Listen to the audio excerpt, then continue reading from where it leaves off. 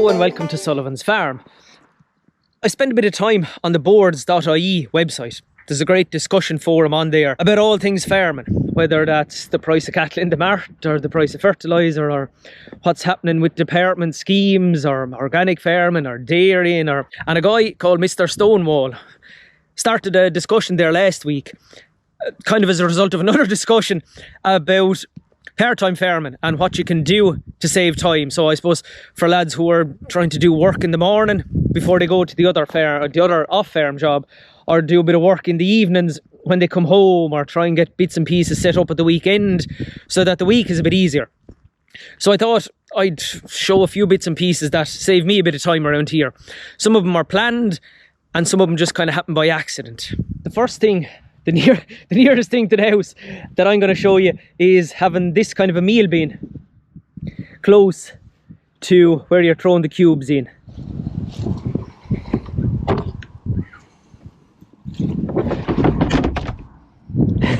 And then in this kind of wet weather, when you're giving them a bit of straw and the meal bin is getting nearly empty, you can store a bit of straw in it as well. Wicked handy. Come on, Sue. Sue. Sue. Sue. Sue.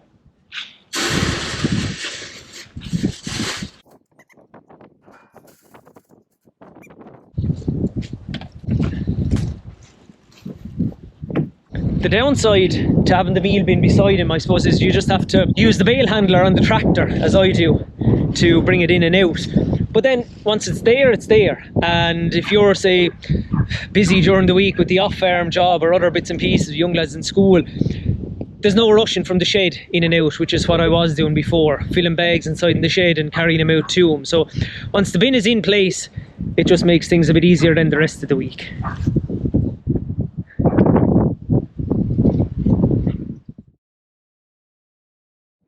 Now, of course, what I should have said to you was that as well as having to bring the meal bin in and out, they don't give them meal bins away for free.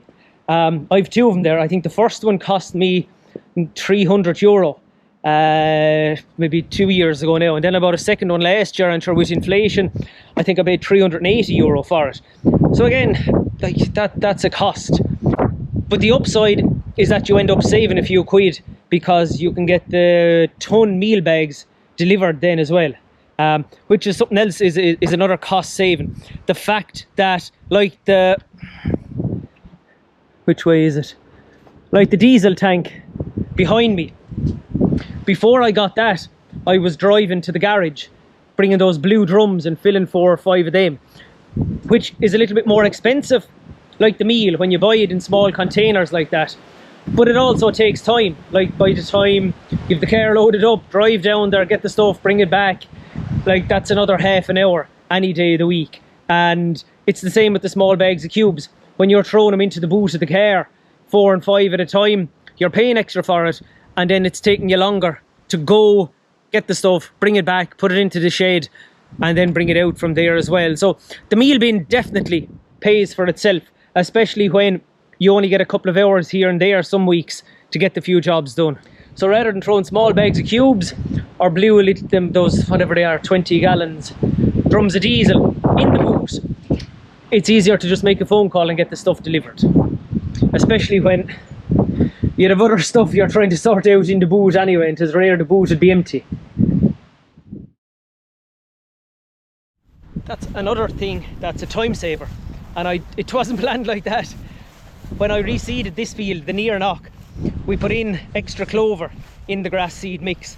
There's a couple of things to factor in as well. I'm not some sort of an advocate for clover is going to save you a fortune and clover is going to change your life. But when we put the clover in here, when we reseeded the ground and there was extra clover put in the grass seed, I just thought it was worth a try. Didn't cost that much, I don't know what, a couple of kilos of clover extra cost. But it seemed the right thing to do. It was going to reduce the fertiliser bill apparently and all that stuff. I believe all that stuff, but I like to see it for myself as well. So when we put it in here, it was to see if we could save a few quid on fertiliser and to see how to go overall. I'd say, without checking the numbers now, and I can check that too, or I will check that too, we've probably spread about half the amount of fertiliser out here that we've spread in some of the older, more permanent pasture fields around. I guess a couple of things to bear in mind there though. There was a fodder rape set in the field and cattle were outwintered on it before the ground was reseeded. So I think that made a difference. That helps the soil structure apparently. It got lime, got fertiliser, all that stuff at the time too. So that had an impact as well. But there's no question the clover has made a difference. Now, as well as saving money, when you're not spreading fertiliser, you're also saving time. You're not loading up, you're not putting on the spinner, loading up the small bags into it, coming out, spreading it, using up the diesel, and then going back in, taking the spinner off, washing it down, all that stuff. So as well as saving money, clover saves you time as well. Another thing to show that saves me time, or has the potential to save me time anyway, didn't cost an awful lot, is a gap at the back of a paddock. We're here in the near knock, and this is where I divided it. So you see the dividing line going up there to the water trough in the distance. And for all the world, we're standing at the back of the paddock here now, along by the ditch. So there's forestry set in over there, and I must cut back those forest bushes over there too. When I was putting in that permanent division along there, I kind of ended it there now.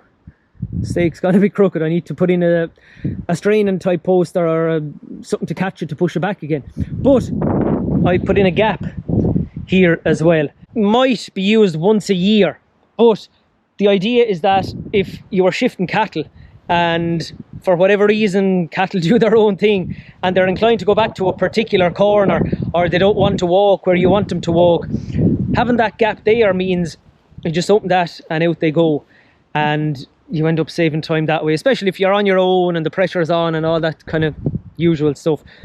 But it also means if you have a contractor in spreading slurry or spreading dung or cutting silage, they can go out that way too without having to go back up to the front of the paddock and out onto a roadway and back around again. So it's just a habit I've got into whenever I'm setting up any new permanent paddocks around. It takes maybe an extra half an hour. There's one extra stake involved, one fence handle involved, and maybe an extra, those egg insulators involved as well. So I think I worked it out as maybe a tenner and a half an hour's work, and it's done then for all time. You might use it once a year, you might use it a couple of times a year, but it's there if it's ever needed. Now I get the irony of another tip that saves me time, or should save me time on the farm, and that's to do with the phone. I have a fairly bog standard iPhone, but it does the job, and you need to be disciplined with it, because the danger is you take it out when you're kind of waiting to do something, or you're saying, oh geez, I'll just have a look at the phone now, I have that job done, and all of a sudden there's 10 minutes passed and you're looking at nothing really, you're only scrolling, and I'm no better man than myself to do it. So what I'd say is, look, watch the videos on YouTube and then go back and do a bit, or go off for a walk or something like that, but just be disciplined about that old scrolling. We'll have a quick look at the cattle as we're passing, and I wasn't planning this bit, I didn't think of this till now, but these stakes, these metal stakes, are another time saver, in that when you have them in place, this kind of thing doesn't happen and the cattle don't escape.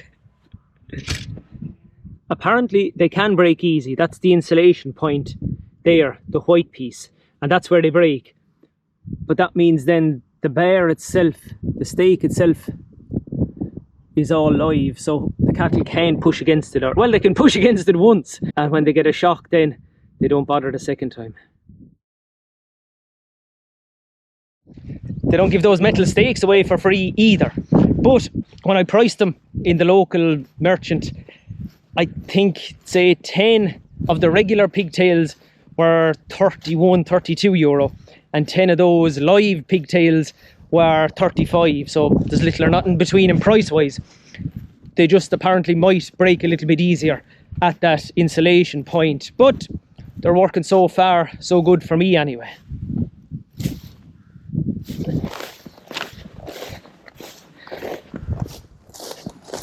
And that's it. Thanks a million for watching the video. Hopefully you saw something that might help along the way, save you 5 minutes or 10 minutes here or there. I'm gonna get on, enjoy the sunshine. We're doing another job over at the shed over. We'll show you that in the next video.